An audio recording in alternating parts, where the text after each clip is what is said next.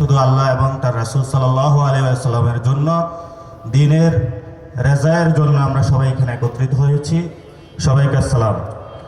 পল্টন সেগুনবাগিচা ইমাম খতিব পরিষদ ঢাকা এর উদ্যোগে নবম বার্ষিক ওয়াজ মাহফিলের সম্মানিত সভাপতি মাওলানা আব্দুল কাইয়ুম সুবহানী দামাত বারাকাতুহু, ওয়াজিনা হযরত মাওলানা নুরুল ইসলাম মলিফুরি দামাত বারাকাতুহু, আর উপস্থিত আছেন ওলামায়ে হযরত, খতিব, ইমাম, মুয়াজ্জিন, মুআজ্জিজ মুহতারাম, এলাকাবাসী, মুসল্লি। আমার নাম মোহাম্মদ নাসিরউদ্দিন পাটোয়ারি। আমি ঢাকা ৮ আসনের সংসদ সদস্য পদপ্রার্থী। পড়াশোনা করেছি ঢাকা বিশ্ববিদ্যালয়ে মার্কেটিং ডিপার্টমেন্টে। ঢাকা আলিয়া থেকেও কামিল পাশ করেছি। আজকে আপনাদের এখানে উপস্থিত হয়েছি। 11 দলীয় আমাদের অনেক প্রতিনিধি রয়েছেন এবং আপনারা উপস্থিত হয়েছেন। আমরা 2024-এ আমাদের প্রায় 2000 ভাইকে হারিয়ে ফেলেছি। কেউ কবরে আছেন, আবার অনেক ভাই আহত হয়েছেন, হসপিটালে আছেন। ফ্যামিলিগুলো এখনও কান্না করছে। আমাদের উপরে তাদের অনেক দায়িত্ব দিয়ে গিয়েছেন, যাতে আমরা বাংলাদেশে যারা শহীদ হয়েছেন বাংলাদেশ রক্ষার জন্য, আমরা তাদের জন্য দোয়া করি আল্লাহ যাতে তাদেরকে জান্নাত নসিব করেন, এবং যারা আহত হয়েছেন আল্লাহ তাদেরকে সুস্থ করে দেন। ইতিমধ্যে আপনারা দেখেছেন কয়েকদিন আগে আমাদের আরেকজন সহযোদ্ধা, যিনি বাংলাদেশে ইনসাফের কথা বলার কারণে, ইসলামের কথা বলার কারণে, মুসলমানদের পক্ষে থাকার কারণে দিনে দুপুরে তাকে গুলি করে হত্যা করা হয়েছে, শহীদ ওসমান হাদিকে। আমরা ভাইয়ের জন্য দোয়া করি যাতে ভাইকে আল্লাহ তাআলা জান্নাতের উচ্চ মাকামে নসিব করেন, এবং সাথে সাথে উনি যে ইনসাফের কথা বলেছেন, মুসলমানদের কথা বলেছেন, আমরা সেই পক্ষে কথা বলতে পারি, ঢাকা ৮ আসনকে তার দেখানো পথে গড়তে পারি। আজকে যে প্রধান ওয়াইজিন আছেন মাওলানা নুরুল ইসলাম মলিপুরি। আমি যখন ছোটোবেলায় কওমি মাদ্রাসায় পড়াশোনা করেছিলাম তখন হুজুরের ছোট ছোট অনেকগুলো বই ছিল, যেগুলো পড়ে আমরা মোনাজারা করতাম। হুজুর আমাদের আইকন ছিল। আজকে হুজুরকে সরাসরি দেখেছি। হুজুরকে সালাম এবং হুজুরের কাছে বিশেষ দোয়া প্রার্থনা করছি, কারণ আপনি বাংলাদেশে আমাদেরকে শিখিয়েছেন যে আমাদের শেষ নবী মুহাম্মদ সাল্লাল্লাহু আলাইহি ওয়াসাল্লাম, যার পরে আর কোনো নবী নাই, যার পথ এবং পাথেই ধরে আমরা হলো জান্নাতের পথে যেতে চাই। যদি কেউ এই শেষ নবীর পরে নতুন করে নবুয়তের দাবি করে, সে মিথ্যাবাদী, সে দাজ্জাল, সে কাজ্জাব।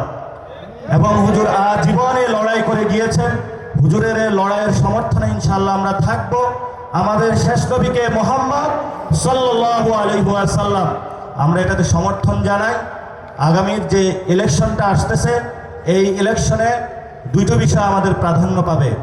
একটি হলো গত 50 বছর ভারতীয় বিজেপি আরএসএস কর্তৃক এই বাংলাদেশ ভূমিতে কাঁটাতারের বেড়া তৈরি করে শুধুমাত্র দাড়ি টুপি পরার কারণে, জঙ্গি তকমা দিয়ে আমাদের উপরে এমন কোনো হীন নির্যাতন নাই যেটা চালানো হয় নাই। বাইতুল মুকাররমের গেটে আলেমদেরকে রক্তাক্ত করা হয়েছে, শাপলাতে আলেমদেরকে শহীদ করা হয়েছে। আমরা বাংলাদেশে যতদিন সবাই জীবিত থাকব ততদিন আমরা তাদের বিচার নিশ্চিত করব ইনশাআল্লাহ, ইনশাআল্লাহ। দ্বিতীয়ত একটি বিষয়, 47-এ আমাদের দেশ স্বাধীন হয়েছিল। আমরা চেয়েছিলাম একটি স্বাধীনতা, কিন্তু আমরা পাকিস্তানের সাথে ছিলাম। 71-এ আবার আমরা রক্ত দিলাম, 24-এ রক্ত দিলাম, কিন্তু এখনো তারা ভারতীয় সেই আরএসএস বিজেপি গোষ্ঠী তাদের মধ্যে তাদের পেটে নেওয়ার জন্য প্রতিনিয়ত পায়ে তারা চালিয়ে যাচ্ছে। আমরা কারো বিরোধী নই, কিন্তু বাংলাদেশের সার্বভৌমত্ব রক্ষা এবং মুসলিম ইসলাম রক্ষার জন্য আমাদের প্রাণশক্তির যতটুকু প্রয়োজন ইনশাআল্লাহ আমরা সর্বটুকু দিতে প্রস্তুত আছি। ইসলামের ক্ষেত্রে আমরা ইনশাআল্লাহ কোনো আপোষ করব না, নবী সাল্লাল্লাহু আলাইহি ওয়াসাল্লামের ক্ষেত্রে কোনো আপোষ করব না, সার্বভৌমত্বের ক্ষেত্রে আপোষ করব না। আমি ইনশাআল্লাহ আমার যে নির্বাচনী ক্যাম্পেইন, এটা হাদি ভাইয়ের যে দেখানো পথ, সেই পথে যাচ্ছি। সকল মসজিদে যাচ্ছি। আজকে ইমাম সাহেব রয়েছেন, খতিব সাহেব রয়েছেন, মুয়াজ্জিন সাহেব রয়েছেন। প্রত্যেকটা নামাজ আমি মসজিদে জামাতের সাথে আদায় করে মসজিদের সামনে দাঁড়িয়ে থাকি সবার সাথে মুসাফাহা করার জন্য। অনেক ইমামের সাথে কথা হচ্ছে, প্রত্যেকজন আমাকে একটি কথা বলছেন, আমার সাথে শহীদ ওসমান হাদি মুসাফাহা করে গিয়েছেন, কিন্তু দুঃখের বিষয় আজ পর্যন্ত আমরা শহীদ ওসমান হাদির বিচারটুকু বুঝে পাইনি।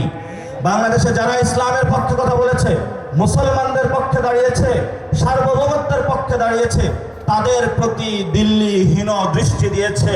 আমরা ইনশাআল্লাহ ভবিষ্যতে যতদিন বাংলাদেশে আলেম ওলামা জীবিত থাকবে, তরুণ শক্তিরা জীবিত থাকবে, ততদিন যদি আমরা ঐক্যবদ্ধভাবে থাকি, ইসলামের পক্ষে লড়াই করি, বাংলাদেশ বিশ্বে নতুন একটি দেশ হিসাবে আবির্ভূত হবে। সেই লড়াই, সেই সমর্থন সাথে থাকার জন্য সবাইকে অনুরোধ জানাচ্ছি। সবাইকে সালাম, আসসালামু আলাইকুম ওয়া রাহমাতুল্লাহ। এবং আমাদের জন্য দোয়া করবেন 11 দলীয় জোটের জন্য।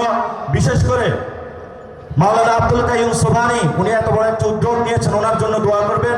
মাওলানা নুরুল ইসলাম অলিপুরি, উনি আজীবন লড়াই করে যাচ্ছেন, বই লিখেছেন, মুনাজিরা করেছেন, ওয়াজ করেছেন। যখন ওনাকে আমরা হারাবো তখন বুঝবো যে উনি কি ছিলেন দুনিয়াতে। একজন সাদাসিধে মানুষ, ওনার যে লুঙ্গি পরে এখনো।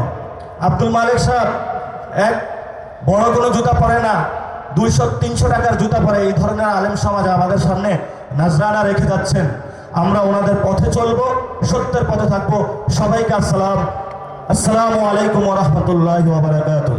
সবাই দোয়া রাখবেন। আসসালাম।